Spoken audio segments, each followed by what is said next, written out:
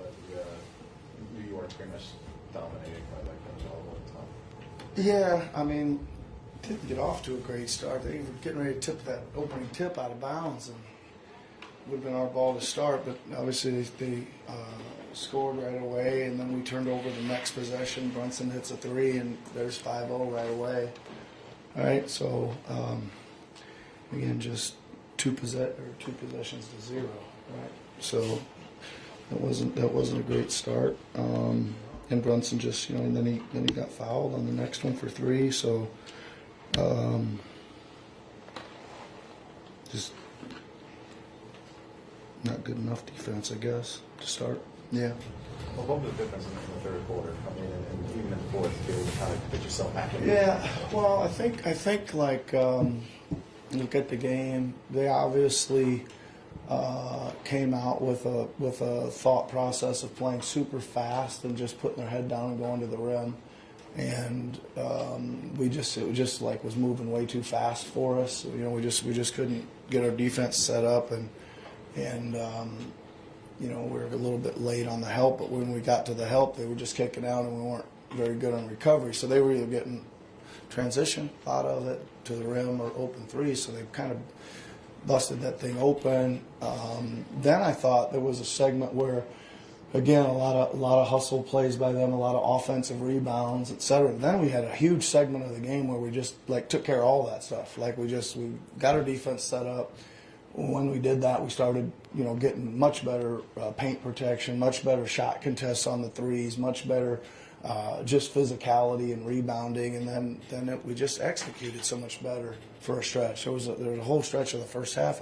We were lacking pace, and we were lacking execution. Right, just getting into something, and then the whole third quarter we were executing whatever it was. We were executing it for a little bit, and when we got to that, we almost always got a good shot. I mean, we did a decent job on the glass. I mean, especially for the size, that we are. I mean, they had 15, which is a ton, but we had 11, so it was not that huge. And we did turn them over a good amount for them, especially in the second half, right? Even all the way down to the fourth quarter. Sorry, that's a long enough answer. It's Luis. Take it back. One of your most successful ATOs is the one with Tyrese in the backcourt, getting a running start. I guess, what are you specifically looking for matchup-wise or just action-wise out of that leads to a high success rate? Yeah, I mean, that part of it when they don't go back and there's I don't know how many options on it, right? There's several, but when they don't go back and guard him in the backcourt, he's going to get a running head start down there, and it's a matter. And they were content to play it, and they almost were right. I mean, Precious was trying to chase him down and block him. That's one thing you can do, which is why your big has to follow that down, because sometimes he misses and there's an offensive rebound there on a challenge, or sometimes there's a potential block, but it's just a chance to get him with some speed downhill mostly. Why did you have such good success with that one versus other ATOs where it's a turnover on the inbound or what have you? Well, we've had a difficult time getting organized on some of that stuff. We had a difficult time figuring out our inbounder at times too, right? Gotten a lot better on that though. We had some real problems with that about 2 months ago. You had Justin Edwards in there towards the end of the game in big moments and big minutes. I know you talked about you like his basketball sense and his effort on defense. What did he show you in this game that you felt like you could trust him in those moments? Yeah, I mean, listen, it was a fairly it was a game again. We needed his defense, and we needed just kind of some solid play. It was a little tough. Eric on the second night of a back-to-back was given everything he could give to. It was and he played a good game. It was just more to give us another guy for switchability on defense probably, and again he played solidly on offense too, right? He doesn't make too many mistakes, and he takes the right shots, and he seems to be throwing them in here every now and then too. In your experience, for a young player without a lot of NBA experience, to get involved in those sorts of high-leverage situations against really good teams, I guess how valuable do you think that experience can be for Justin?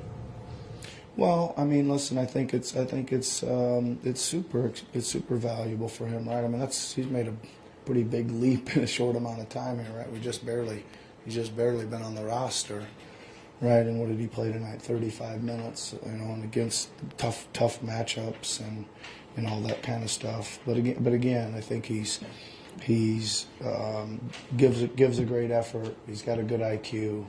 His scoring's decent, right? I think he's gonna get better at that as he goes. Those are super valuable minutes for him to play in a big game, a close game, all that kind of stuff. Yeah. And Justin was one of, I think, 4 or 5 guys who at some point was the primary defender of Brunson. Obviously passed that around a lot, but I think Tyrese opened the game against Brunson. Yep. What went into the decision to go with Tyrese there at the start of the game, and what did you see during the minutes where he took that assignment? Yeah, it is, looking back on it, it ends up not being a very good decision, right? But the decision has been lately is to put Tyrese a little bit more on his matchup and Kelly a little bit more on his, right? Instead of Kelly kind of always guarding that point guard and Tyrese. And tonight I didn't love it just because I didn't like the kind of size advantage Bridges would have over Tyrese from the perimeter shooting over the top of him. And again, I'm trying to get Tyrese back more to his kind of natural matchup. You guys have had some pockets of defensive issues, but largely effort's been good, and that's how you've hung around against teams. Yep. What do you think has allowed you guys to stay in the boat, so to speak, especially when on the other end you guys go through stretches where you can't make anything and it makes defense even harder? Yeah, I mean, listen, it gets really hard. Even in the game last night, we couldn't have run better offense. We cut that thing down to 6, and we had 4 amazing possessions in a row with a wide open catch and shooting 3, and we went 0 for 4. Right? So in relation to them hanging through there, I think it was a problem early in the year. We just weren't playing good enough offense or making enough shots that it was affecting a little bit our spirit, and I think we've just worked through that a little bit. And it's listen, I mean, you guys, it's not super easy to play against any NBA team when we're our rim protection was not really a rim protector guy out there, so you're having to do a bunch of kind of rim protect by committee, right? And again, that means there's a lot of moving pieces, right? So I do give them credit because I think they're battling and fighting, and one of the things we do like to do is try to get after the ball and deflect the ball, and we did that especially in the second half. What was it against 16 turnovers? They're a super low turnover team, and I think it was only 5 or 6 at the half. So to get them 11 times in the second half is pretty good. Again, though, we still need to keep improving on our defense. That's for sure. But I agree with you. You can't fault the effort of the youngsters last night, and you can't fault, I don't think, anybody's effort tonight. That's for sure. Without Joel, I guess when you're watching film, how do you sort of compartmentalize what is most important from a game basis and take that moving forward? Well, we are. I'm still spending a lot more time on us than I am our opponents. When your games are reeling off pretty fast and things like back-to-backs, et cetera, you're usually just putting game plans and showing personnel edits and all that kind of stuff. And I'm just trying to, again, get us to improve on what we're doing, do more of the good stuff, less of the stuff that we need to improve on.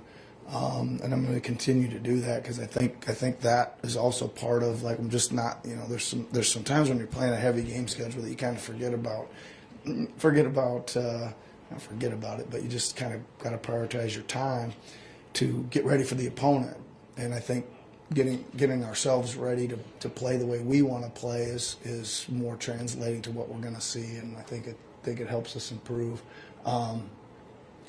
But with the part with Joel is we got to again make sure that we're doing all these things a little bit better, and then when we get him back in there, he certainly can help the rim protection, right? And things change a little bit. Again, there's not so much committee, there's not so many moving pieces, and that lets you guard a lot better. You're not flying from a long ways away to challenge threes. You're not constantly in closeouts having to sit down and try and guard because you've been off in the paint making a play and stuff. So hopefully this stuff improvement will be good when he gets back. Thanks, Coach. All right, thanks everybody.